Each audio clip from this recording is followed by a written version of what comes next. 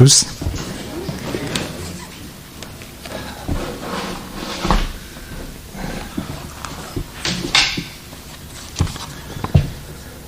Alors j'ai choisi de vous partager le psaume 118 aujourd'hui. C'est un psaume de l'Ancien Testament qui peut nous paraître éloigné de notre vie actuelle par la façon dont il est écrit. Mais si on y regarde de plus près, si on l'examine sous différents angles, on y trouve finalement des fondements qui nous parlent. Et on y trouve aussi des prophéties qui se vérifient. C'est un psaume un petit peu long, donc moi j'aime bien m'entourer, donc je vais demander à Janine de le lire, et puis je demanderai aussi à Jean de me donner du souffle parfois en faisant quelques lectures. Donc, alors voilà, en cette période de l'Ascension, on y trouve des choses importantes dans ce psaume, et voilà, je te laisse la parole, Janine, pour la lecture du psaume.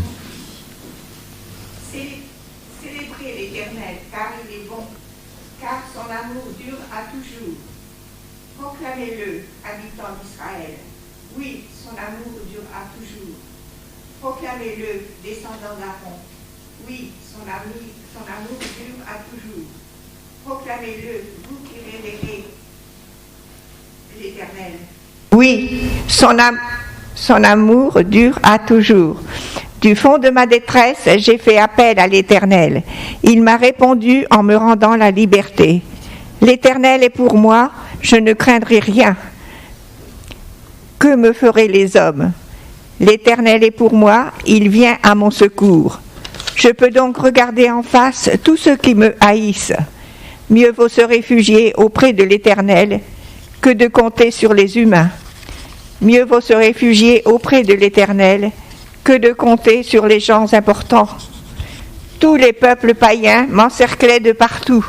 Mais grâce à l'Éternel, je les ai repoussés.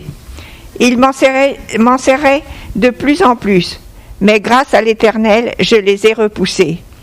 Ils m'avaient encerclé comme un essaim d'abeilles, mais ils se sont éteints comme un feu de broussailles. Oui, grâce à l'Éternel, je les ai repoussés.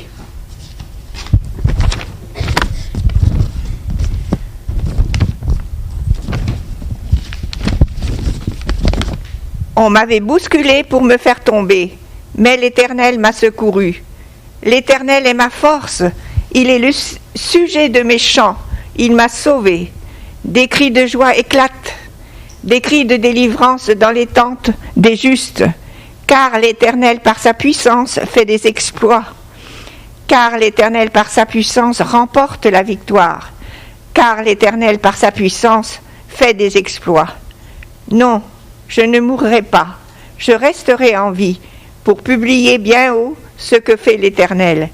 L'Éternel m'a châtié avec sévérité, mais sans me livrer à la mort. Ouvrez-moi donc les portes du salut, pour que je puisse entrer et louer l'Éternel. C'est ici qu'est la porte qui mène à l'Éternel. Les justes passeront par elle. Je viens pour te louer, car tu m'as exaucé. C'est toi qui m'as sauvé. La pierre rejetée par ceux qui bâtissaient est devenue la pierre principale, la pierre d'angle. C'est bien de l'Éternel que cela est venu, et c'est un prodige à nos yeux. C'est ici la journée que l'Éternel a faite. Vivons-la dans la joie, exultons d'allégresse. De grâce, ô Éternel, accorde le salut. De grâce, ô Éternel, accorde le bonheur.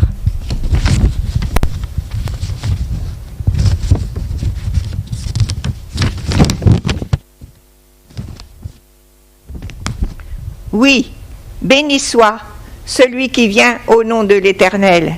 Nous vous bénissons tous de la maison de l'Éternel.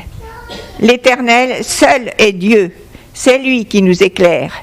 Entrez dans le cortège, des rameaux dans les mains. Allez jusqu'au coin de l'autel. Tu es mon Dieu, je te louerai, je t'exalterai, ô mon Dieu. Célébrez l'Éternel, car il est bon, car son amour dure à toujours. Amen. Merci Janine. Célébrez l'Éternel, car il est bon, car son amour dure à toujours. On a plein de passages dans la Bible qui reprennent cette affirmation que son amour est éternel, comme dans le psaume 100 au verset 5 qui nous dit encore « Sa fidélité s'étendra d'âge en âge ». On a aussi ce passage dans le livre des Lamentations, au chapitre 3 au verset 23 que tout le monde connaît, qui nous dit « Les bontés de l'Éternel ne sont pas épuisées, chaque jour elles se renouvellent, chaque matin ».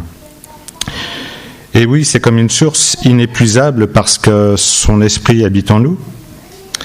Et dans ce monde où les richesses naturelles s'épuisent, s'amenuisent de jour en jour, eh bien c'est bon de savoir qu'elles ne tarissent pas, que nous pouvons compter à chaque instant sur son amour et sa fidélité. Proclamez-le, habitants d'Israël, proclamez-le, descendants d'Aaron, proclamez-le, vous qui révérez l'Éternel.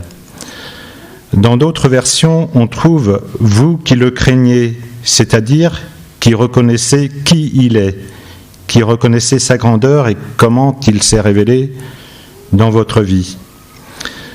À travers ces 3 versets, moi ça me semble être comme une montée en puissance du royaume de Dieu qui grandit, qui s'élargit, qui s'installe au fil du temps et puis qui se précise aussi. Parce qu'on a d'abord les habitants d'Israël, le premier peuple élu de Dieu, puis les descendants d'Aaron, appelés plus spécialement dans leur rôle de prêtre, pour gérer le problème du péché, des sacrifices. Et puis enfin, on a tous ceux qui révèrent l'Éternel, c'est-à-dire tous ceux qui reconnaissent Dieu parce qu'ils ont été conquis dans leur cœur, dans le monde entier, en acceptant le Fils de Dieu, comme nous ici ce matin. N'est-ce pas ? C'est la raison pour laquelle nous sommes ici. On a été touchés dans notre cœur. Et cette première partie me fait penser au passage dans Genèse, au chapitre 17, au verset 5. Car en fait, Abraham est justement l'ancêtre de tous ceux qui ont changé leur vie, parce qu'il croit, parce que nous-mêmes, nous croyons au Dieu unique. Et ce passage nous dit « Désormais, ton nom ne sera plus Abraham, c'est-à-dire Père éminent, mais Abraham, Père d'une multitude, car je ferai de toi le Père d'une multitude de peuples. » C'est également cité dans Romains au chapitre 4 au verset 18 par l'apôtre Paul, qui nous parle aussi d'Abraham. Alors que tout lui interdisait d'espérer, il a espéré et il a cru, et ainsi il est devenu le père d'une multitude de peuples conformément à ce que Dieu lui avait dit. Ta descendance sera nombreuse. Et d'ailleurs aujourd'hui, lorsqu'on voyage un peu, forcément moins depuis 1 an, lorsqu'on voyage un peu à travers le monde, c'est impressionnant que nous soyons aussi nombreux et tout à la fois, géographiquement du moins, tout à la fois aussi loin des uns des autres sur cette terre à célébrer et à honorer un même Dieu. Et je vois là comme bien la réalisation évidente et flagrante de cette prophétie où Dieu avait promis à Abraham d'être le père d'une multitude, le père des croyants en somme. Et c'est encourageant. J'arrive au verset 5. « Du fond de ma détresse, j'ai fait appel à l'Éternel. Il m'a répondu en me rendant la liberté. » Dans une autre version, on peut lire « Il m'a mis au large ». Et j'aime cette explication et cette idée que Dieu nous sort de l'impasse. Un peu comme dans le psaume 91, où il est question de Dieu qui nous libère du filet de l'oiseleur. Et en fait, Dieu élargit notre espace. Nous sommes des êtres limités par notre propre nature, notre vision, nos travers. Et bien des fois, il est tentant de fuir ces situations mauvaises, inconfortables par nos propres moyens, à notre façon. Et dans Jean, au chapitre 17, au verset 15, Jésus, avant son arrestation, prie pour tous ceux qui croiront en lui et demande au Père pour nous: « Je ne te prie pas de les ôter du monde, mais de les préserver du mal. » Et en effet, Dieu nous aide à vaincre nos épreuves et non pas à les fuir. Il ne nous délivre pas de ce monde, mais il l'élargit pour nous, et pour cela, il nous transforme, par notre foi et nous donne de nouvelles perspectives pour aujourd'hui et pour demain à travers sa parole, à travers sa présence parmi nous. C'est ça la liberté que Dieu nous propose. Ça rejoint un peu la liberté dont tu parlais des prisonniers qui ne peuvent avoir une autre liberté que celle de Dieu. L'Éternel est pour moi, je ne craindrai plus rien, que me feraient les hommes, au verset 6. Autrement dit, si Dieu est pour nous, qui sera contre nous ? C'est ce que nous dit l'apôtre Paul dans Romains au chapitre 8, au verset 31, et de nous expliquer que lui, notre Père, qui n'a même pas épargné son propre Fils, mais l'a livré pour nous tous, comment ne nous donnerait-il pas aussi tout avec lui ? Et souvent, j'ai pu l'expérimenter, c'est difficile de plaire à tout le monde. C'est même impossible, et ça nous impose de faire des choix. Mais parce que nous craignons Dieu et que nous savons qu'il est le seul vrai juge, le juste juge, eh bien notre seul souci devient donc de lui plaire, lui seul. L'Éternel est pour moi, il vient à mon secours, je peux donc regarder en face tous ceux qui me haïssent, au versets 7 et 8. L'Éternel qui vient à mon secours me fait penser à l'histoire du fils prodigue dans Luc au chapitre 15. D'ailleurs, rien ne m'émeut davantage dans la Bible que ce passage du fils repentant qui revient à son père, un père qui l'attend et qui accourt vers lui à bras ouverts, qui vient à son secours. Et on dit qu'une image ou une photo vaut 1000 mots, et c'est vrai que si on a cette image en tête, qui a été maintes fois reproduite par Rembrandt notamment, eh bien cette image du père et du fils qui accourent l'un vers l'autre, nous comprenons rapidement l'amour que Dieu nous offre. Ce que Dieu nous demande, en contrepartie de son amour, c'est la véracité, c'est l'honnêteté absolue. Ce qu'il ne tolère pas, c'est que nous essayons de nous justifier, de nous excuser par rapport à notre état. Et quand on fait cette expérience de la repentance, avec ou sans les larmes, eh bien là aussi, c'est comme un vent de liberté qui souffle sur nous, le vent du grand large. Et l'évangile de Matthieu au chapitre 18, au verset 4, nous résume bien cet état. Il nous dit « Quiconque se rendra humble sera le plus grand dans le royaume des cieux. » C'est plutôt l'inverse dans notre monde. Et parce que nous savons que nous sommes justes envers Dieu par notre conversion, notre bonne conduite en Jésus-Christ, c'est-à-dire que nous comprenons et acceptons ce qu'il a fait pour nous, eh bien, je peux donc regarder en face tous ceux qui me haïssent, comme au verset 7 et 8. Et le passage dans 1 Pierre, au chapitre 1, au verset 18, résume bien cette idée d'être libéré par notre conversion et par Jésus, que je vais demander à Jean de lire dans 1 Pierre, au chapitre 1, verset 18. Vous avez été libérés de cette manière futile de vivre que vous ont transmise vos ancêtres, et vous savez à quel prix. Ce n'est pas par des biens périssables comme l'argent et l'or, non. Il a fallu que Christ, tel un agneau pur et sans défaut, verse son sang précieux en sacrifice pour vous. Dès avant la création du monde, Dieu l'avait choisi pour cela, et il a paru, dans ces temps qui sont les derniers, pour agir en votre faveur. Par lui, vous croyez en Dieu, qu'il a ressuscité et lui a donné la gloire. Ainsi, votre foi et votre espérance sont tournées vers Dieu.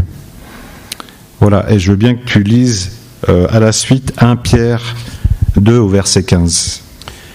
Car voici ce que Dieu veut, c'est qu'en pratiquant le bien, vous réduisiez au silence toutes les calomnies portées contre vous par les insensés, les ignorants. Vous agirez ainsi en homme libre, sans faire pour autant de votre liberté un voile pour couvrir une mauvaise conduite, car vous êtes des serviteurs de Dieu. Voilà, donc nous sommes d'un côté libérés de notre péché, et de l'autre, libérés de la crainte des hommes. On n'a plus peur du mot péché parce que si nous le reconnaissons, Jésus nous en libère. Et si nous le reconnaissons et que Jésus nous en libère, eh bien, nous savons que Dieu nous réserve des choses bien meilleures que ce que nous envisagions et que ce que nous promettaient les hommes.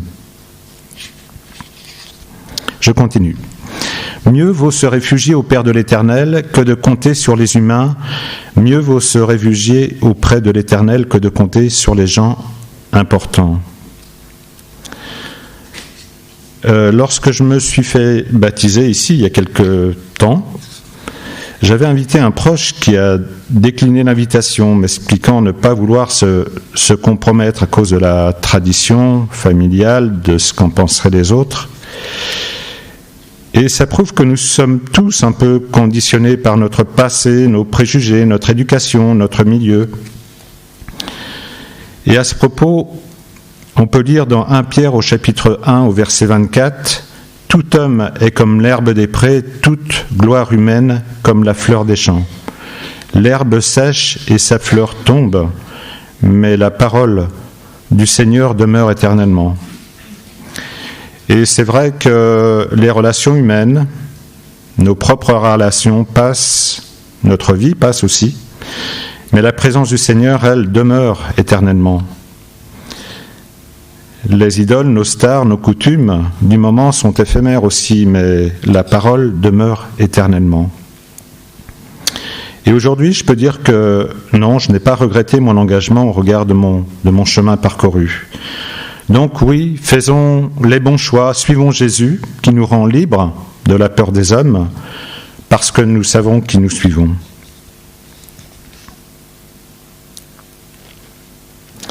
Au verset 10, « Tous les peuples païens m'encerclaient de partout, mais grâce à l'Éternel, je les ai repoussés. » Dans la version Louis II, on a « Au nom de l'Éternel, je les taille en pièces ». Et ce passage m'a rappelé la vision de Daniel dans son livre, au chapitre 3, qu'on a étudié aussi ensemble avec Bob, où il parle de cette pierre qui pulvérise et met en pièces la statue du roi Nabuchodonosor, qui représente les peuples, les nations hostiles à Dieu. La pierre qui pulvérise la statue et la met en pièces est le royaume de Dieu à venir, dont Christ sera le roi. Jésus s'est comparé à la pierre rejetée par les hommes, et Jésus précise que celui qui tombera sur cette pierre s'y brisera, et celui sur qui elle tombera sera écrasé. C'est ce que nous dit Luc au chapitre 20, au verset 18. Et c'est vrai qu'on ne peut rien contre cette pierre-là, on ne peut rien contre la puissance de Dieu. Hier, comme aujourd'hui, dans notre société, dans nos vies. Notre Dieu est au ciel, il fait tout ce qu'il veut, nous dit le psaume 115. Mais on peut aussi s'en réjouir, parce qu'au verset 19, les cris de joie éclatent, les cris de délivrance dans l'attente des justes. Il en est question aussi dans le psaume 5, au verset 12, de cette joie qui éclate. Alors, est-ce que c'est pas cette même délivrance que Dieu opère dans nos cœurs et que Philippe disait dont Philippe parlait tout à l'heure lorsqu'il se révèle à nous à travers l'esprit de vérité, l'œuvre du Saint-Esprit dont nous parle Jean au chapitre 16, au verset 8, et quand il sera venu, c'est-à-dire l'œuvre du Saint-Esprit en nous, il prouvera au monde qu'il s'égare au sujet du péché, de ce qui est juste et du jugement de Dieu. Ça veut dire que Dieu se laisse trouver lorsqu'on le cherche, parce qu'il nous aime. Et concrètement, il peut se révéler de différentes façons pour nous montrer combien nous sommes petits, insuffisants par rapport à sa grandeur. Parfois, on peut avoir des blocages à cause d'un trop-plein de religions reçues, de blessures, de culpabilité. Mais heureusement, Jésus nous parle tout autrement, à sa façon. Il nous aime et nous aide à nous laisser transformer. Et alors, ce qu'il nous offre, ça devient comme un cadeau. Ce n'est pas du tout celui que nous avions commandé, mais il nous comble autrement mieux que ce que nous recherchions. Et alors nous voilà libérés, pardonnés et ouverts au grand large, encore une fois.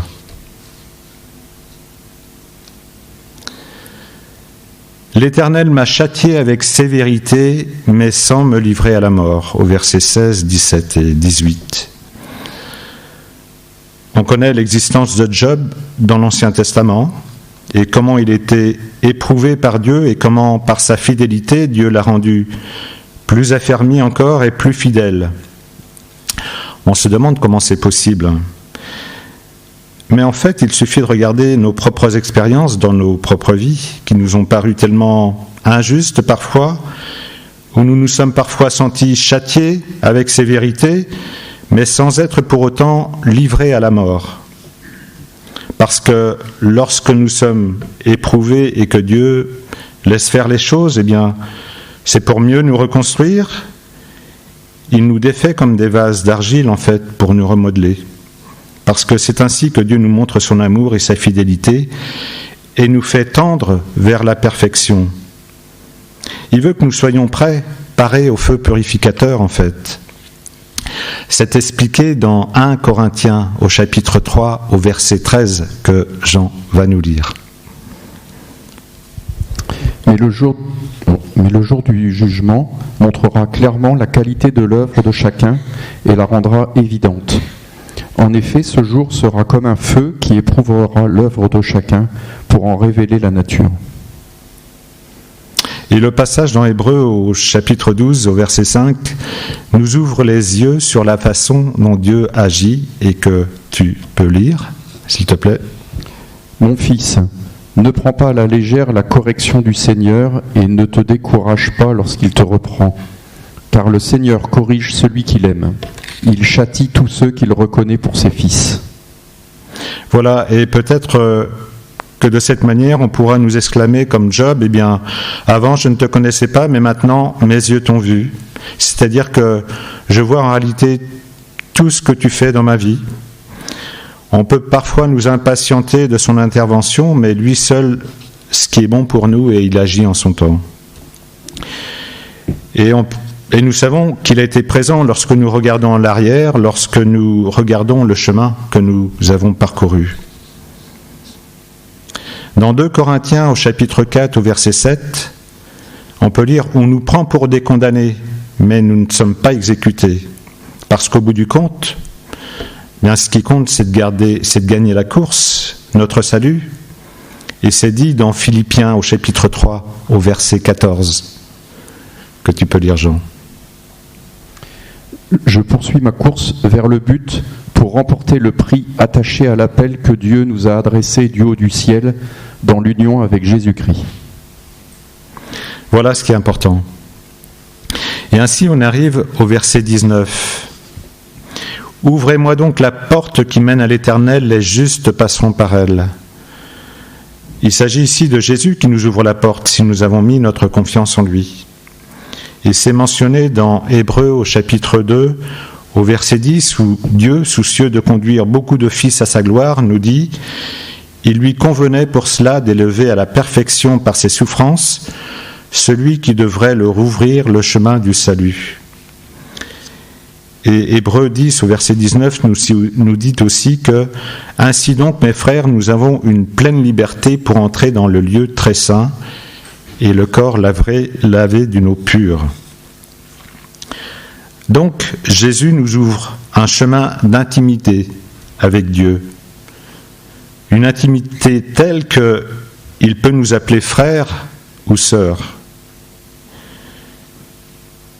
C'est ce que nous dit Hébreux au chapitre 2, au verset 11 et 18 à 18. « Car Jésus qui purifie les hommes de tout péché, et ceux qui sont ainsi purifiés, partagent la même humanité. C'est pourquoi il n'a pas honte de les appeler ses frères. » Et c'est vrai qu'une fois ressuscité, dans Matthieu au chapitre 28, au verset 10, on peut voir que Jésus appelle maintenant ses disciples ses frères. « Allez dire à mes frères qu'ils doivent se rendre en Galilée, c'est là qu'ils me verront. » Tout a changé en fait. Et par rapport à cela, le service des prêtres lévitiques, du début de ce psaume, était une étape, mais une étape insuffisante pour réconcilier les hommes avec Dieu. Il fallait un grand prêtre saint, parfait comme Jésus, qui s'est offert lui-même, une fois pour toutes, pour la rémission du péché, pour notre salut. Donc, pour y parvenir et s'approcher de Dieu dorénavant, plus besoin de temple, plus besoin de sacrifices, ni de prêtres, plus besoin d'officiers, de faire des tas de choses, mais juste reconnaître ce que Jésus a fait pour nous à la croix, reconnaître que nous sommes incapables d'y arriver seuls et régler nos vies par rapport à cela.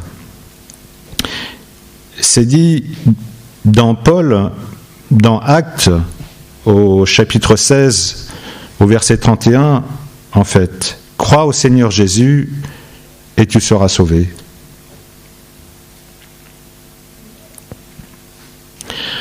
Au verset 22, la pierre que les constructeurs ont rejetée est devenue la pierre d'angle. En fait, en termes de construction, c'est comme la pierre de fondation que l'on place à l'angle et sur laquelle on aligne les murs. Moi, ça me fait penser aux murs que je construisais avec mon propre père quand j'étais haut comme 3 pommes, à l'angle du mur, et la pierre ou le parpaing d'angle correctement posé était celle sur laquelle on tendait le cordeau et sur laquelle on se basait pour aligner le mur, et on était sûr que le mur était d'aplomb, que le mur était droit. Eh bien, Jésus, c'est cette pierre d'angle, cette pierre vivante sur laquelle nous pouvons nous aligner par notre conduite, par notre foi, pour prendre part à l'édifice de son royaume et de ses promesses. Et 1 Pierre au chapitre 2, au verset 4, nous en parle. Il est la pierre vivante que les hommes ont rejetée, mais que Dieu a choisie et à laquelle il attache une grande valeur. Approchez-vous donc de lui, et puisque vous êtes vous aussi des pierres vivantes, édifiez-vous pour former un temple spirituel et pour constituer un groupe de prêtres consacrés à Dieu, chargés de lui offrir des sacrifices spirituels qu'il pourra accepter favorablement par Jésus-Christ. Voilà. Ça veut dire quoi au juste aujourd'hui ? Eh bien, que nous sommes tous prêtres. Alors, pas des prêtres lévitiques ou religieux, mais des prêtres appelés à vivre et à activer notre foi dans notre vie quotidienne. Être prêtre pour Dieu chaque jour, c'est d'abord l'aimer de toute notre âme, c'est se réjouir, mais aussi compatir, pleurer pour cette création et pour le monde autour de nous. C'est intervenir dans les souffrances et c'est témoigner de la présence et de l'amour de Dieu dans un monde qui ne le connaît pas ou qui ne le connaît plus. Voilà ce que nous sommes et ce que nous sommes censés vivre sous la direction de notre grand prêtre Jésus-Christ, ou autrement dit, comme nous avons l'habitude de le dire, dans le nom de Jésus. Et puis, nous savons que Jésus, vainqueur, est maintenant pleinement suffisant entre Dieu et les hommes, entre Dieu et nous. Il est notre relais, et on peut lire ça dans Hébreux au chapitre 12, au verset 2. Et désormais, il siège à la droite du trône de Dieu. Et en cette période de l'ascension, nous pouvons nous réjouir de prendre part à l'édifice, d'être assis avec lui en quelque sorte, mais d'être assis avec lui par notre foi, auprès du Père, même si nous faisons toujours partie de ce monde. Au verset 23, « C'est bien de l'Éternel que cela est venu, et c'est un prodige à nos yeux. » Oui, c'est bien de l'Éternel que c'est venu, parce que notre Seigneur Jésus, la pierre d'angle, elle nous est annoncée depuis le commencement, en fait. Et ce psaume était écrit bien avant la naissance de Jésus. Et il nous en fait part et nous le prouve tout au long de l'Ancien Testament et à travers tous les prophètes. Et puis la descendance d'Abraham, puis de David, nous a été continuellement annoncée de génération en génération.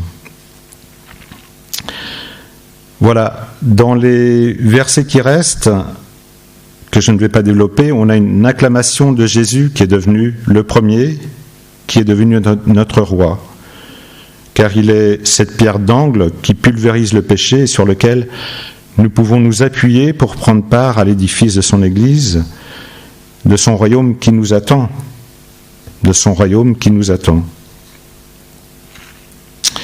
Voilà, donc